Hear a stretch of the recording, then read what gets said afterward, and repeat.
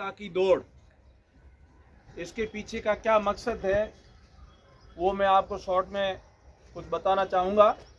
उसके बाद में राष्ट्रीय एकता की शपथ होगी, वो शपथ हम सब लोग लेंगे। हमारे देश के लौह पुरुष सरदार वल्लभ भाई पटेल, जिनका जन्म 31 अक्टूबर 1875 को हुआ था गुजरात के नाडियाद में, जैसा कि प्रिंसिपल सर ने बताया। उन्होंने अपने दृढ़ संकल्प, दृढ़ निश्चय और राष्ट्र के प्रति असीम प्रेम और अगाध श्रद्धा के बल पर उन्होंने इस राष्ट्र को, जो अलग अलग रियासतों में बंटा हुआ था, आज़ादी के बाद अपनी पूरी ताकत लगाकर, जो दिल से मान गया उसको भी और जो दिल से नहीं मान रहा था उसको भी, सबको एक करके एक नाम दिया, भारत। पहले ये भारत अलग अलग रियासतों में बंटा हुआ था। सरदार पटेल ने ही सभी रियासतों को एक करके एक राष्ट्र श्रेष्ठ राष्ट्र का नारा दिया और इस भारत को, संपूर्ण भारत को एक भारत बनाया।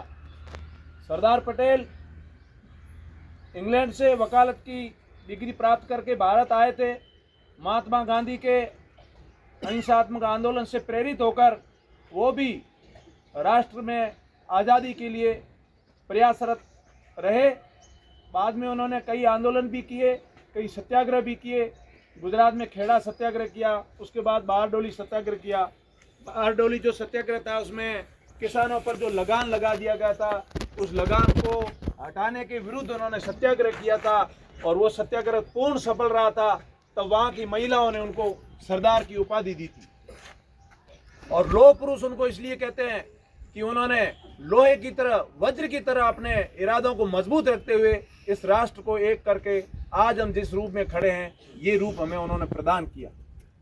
बच्चों, आज जो रन फॉर यूनिटी है वो उसी के उपलक्ष्य में है। हमारे देश के अनगिनत योद्धाओं ने, अनगिनत स्वतंत्रता सेनानियों ने इस राष्ट्र की स्वतंत्रता के लिए अपना खून बहाया। आज हमें इस देश के लिए मरने की जरूरत नहीं है, आज हमें इस देश के लिए जीने की जरूरत है, क्योंकि अब हमें आज़ाद मुल्क मिला हुआ है और इसके अंदर हमें वो सब काम करके दिखाने हैं जो इस राष्ट्र को एक विकसित राष्ट्र की तरफ आगे बढ़ाए। तो इसके लिए हमें जीना जरूरी है। और वो जीना कैसे है? जज्बे के साथ जीना जरूरी है। आप सब सौभाग्यशाली है कि आपको इस नवोदय विद्यालय जैसे इस अनुपम और उत्कृष्ट संस्थान में आपको पढ़ने का मौका मिला है। इस नवोदय विद्यालय की मिट्टी के एक कण को भी, यहाँ के जल की एक बूंद को भी, यहाँ लाइट है, यहाँ के जो संसाधन है, उसको आप सर्वोत्तम वरीयता देते हुए उसको सुरक्षित रखेंगे, उसका सदुपयोग करेंगे, तो दुनिया की कोई ताकत नहीं है जो आपको सफल होने से रोक सकती है।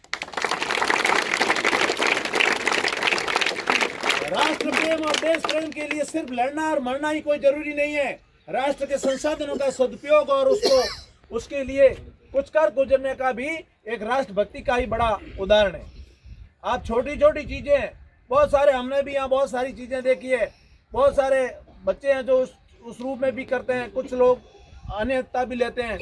तो आपको इस संस्थान के अंदर जब आप छठी से लेकर 12वीं तब यहाँ से निकलते हो तो एक सांचा जो होता है जिसमें एक मिट्टी डालते हैं और फिर वो एक ईंट बन के निकलती है, उसी तरह से आप यहाँ से परिपक्व होकर निकलते हो।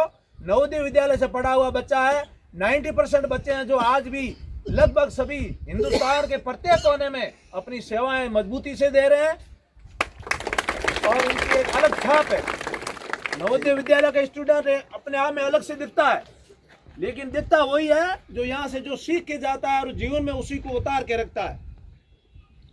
तो आप सभी के लिए सरदार वल्लभ भाई पटेल को जब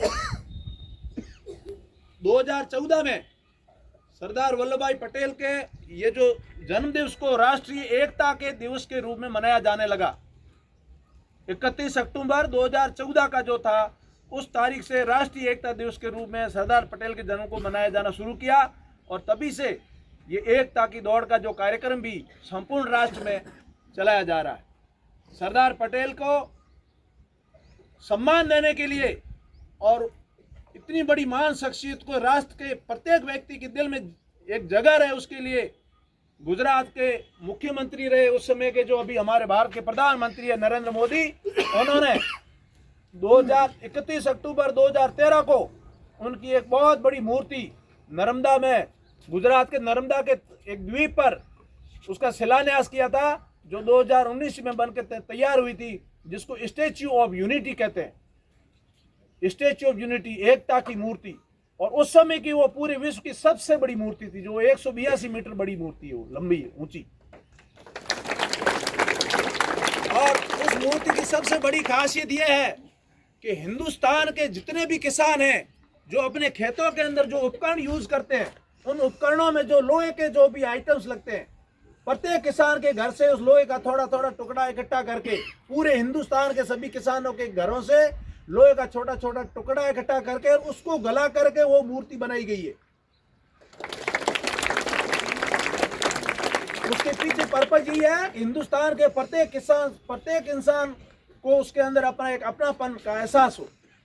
जब उस मूर्ति का निर्माण किया गया तो उसमें 3000 करोड़ रुपए लगे थे। उस समय बहुत सारी ऐसी बातें चली कि इतनी बड़ी मूर्ति में 3000 करोड़ लग गए, इतने पैसे से तो और क्या हो सकता था, वो हो सकता था। लेकिन वो 3000 करोड़ रुपए वहाँ उसको इस तरह से डेवलप किया गया है कि एक साल के अंदर ही विश्व भर से और भारत के जितने भी पर्यटक वहाँ जाते हैं, आते हैं, घूमते हैं, उससे ये 3000 करोड़ रुपए एक साल के अंदर ही वो गवर्नमेंट को उसका इनकम होगी वापस। और उसके बाद तो लाखों लोग वहाँ जाते हैं और आते हैं। तो इस तरह की महान शख्सियत, जिनको बड़े दुख की बात है कि जो भारत रत्न बहुत समय बाद 1991 में जाकर के इनको भारत रत्न भी मिला मरणोपरांत। तो ये हमारे देश के जो वो शख्सियत है जो हमारी आने वाली पीढ़ियों के लिए और भारत का जब तक अस्तित्व है तब तक इनका नाम हमेशा स्वर्ण में अक्षरों में लिखा जाएगा। जय हिंद।